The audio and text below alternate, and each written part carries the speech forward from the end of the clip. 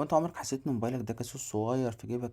يعني تكون قاعد بتفكر في حلة محشي وفجأة تلاقي اعلان عن الكروم بيطلع لك في وشك. طب يا ترى ده سحر ولا شعوذة ولا الموبايل ده بيقرأ افكارك؟ خليك معايا لاخر الفيديو عشان اجاوبك على السؤال اللي مجنن نص كوكب الارض ده. بس الاول تعالى ندردش سوا. انا جاي النهارده مش عشان ارعبك، انا جاي عشان خايف عليك يا صاحبي. احنا عايشين في عصر تطبيقات، حياتنا بقت عبارة عن ايقونات ملونة على شاشة. عايز تاكل تطبيق، عايز تروح مشوار تطبيق، عايز تتجوز برضه تطبيق. تطبيقات سهلت حياتنا جدا، بس الحلو ما يكملش. ساعات بيبقى فيه سم في العسل. الموبايل ده بيبقى هو خزنتك، وفيه صورك ورسايلك وباسورداتك. لو حد غريب دخل الخزنة دي هتبقى ليلة مش فايتة. عشان كده جايب لك النهاردة البودي جارد بتاع موبايلك، بيتا ديفندر انتي فيروس.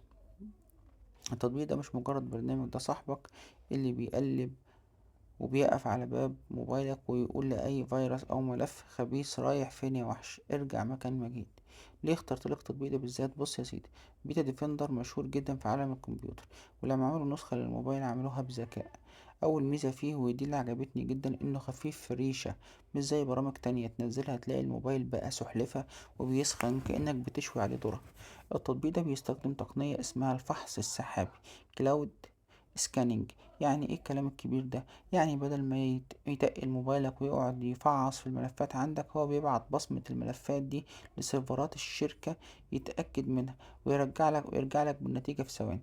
وبالتالي لا بيسحب بطارية ولا بيهنج جهاز. طب نستخدمه ازاي؟ بص، هو أول حاجة الموضوع أبسط من سلق البيض. بتنزل التطبيق من اللينك اللي سايبهولك تحت وتدوس عليه زرار واحد كبير اسمه سكان، وبس كده. هو بقى مع نفسه عنده خاصية اسمها اوتو بايلوت، يعني الطيار الآلي. هو بيشتغل في الخلفية. أي تطبيق جديد تنزله هو بيفحصه اوتوماتيك من غير ما يصدعك ويقولك أنا فحصت وأنا عملت. هو صامت بس عينه مفتوحة. طبعا موضوع الاسكان السحابي دوت مرعب. يعني ايه تاخد ملفاتي او بصمة الملفات وتحطها على السيرفرات عندك عشان تعمل اسكان؟ موضوع مرعب. بس يعني محدش قدر يثبت حاجة على التطبيق ده ان هو سرق الملفات او تجسس عليك او حتى بيطلع لك اعلانات عشان يكسب من وراك على التطبيق. نيجي بقى للكلام اللي بيوجع: هل التطبيق ده ملاك بريء؟ يعني مفيش حاجة كاملة. من عيوب النسخة المجانية إنها بسيطة زيادة عن اللزوم. يعني هي بتفحص الفيروسات بس، لكن مفيهاش مميزات تانية زي قفل التطبيقات برقم سري أو VPN، أو إنك تلاقي موبايلك لو اتسرق. الحاجات دي موجودة في النسخة المدفوعة. كمان عشان بيشتغل بتقنية السحاب اللي قلنا عليها، لازم يكون في انترنت شغال يفحص بكفاءة 100%. طب الناس بتقول ايه عنه في جوجل بلاي؟ بصيت لك على التعليقات يا سيدي، اغلب الناس طايرة بيه عشان خفيف وسريع ومفهوش اعلانات مزعجة كل شوية تطلع لك. وكمان الناس بتحترم انه بيعمل وظيفته. بس في ناس تانية زعلانة وبتقول هو التطبيق ده شغال ولا ميت، لانه ساكت طول الوقت ومش بيطلع تنبيهات. ده طبيعي لانه مش بيتكلم غير لما يلاقي مصيبة. طول ما هو ساكت يبقى انت في امان. دلوقتي جينا للسؤال المهم: الراجل المطور ده بيسترزق منين طالما التطبيق مجاني مفهوش اعلانات كتير؟ هنا بقى اللعبة الذكية. التطبيق مجاني، هو الطعم. هو بيديك الحماية الأساسية عشان تثق فيه وتحبه، وبعدين يقولك ايه يا غالي، ايه الاخبار؟ مش عايز VPN يحمي خصوصيتك؟ مش عايز تحمي موبايلك من السرقة؟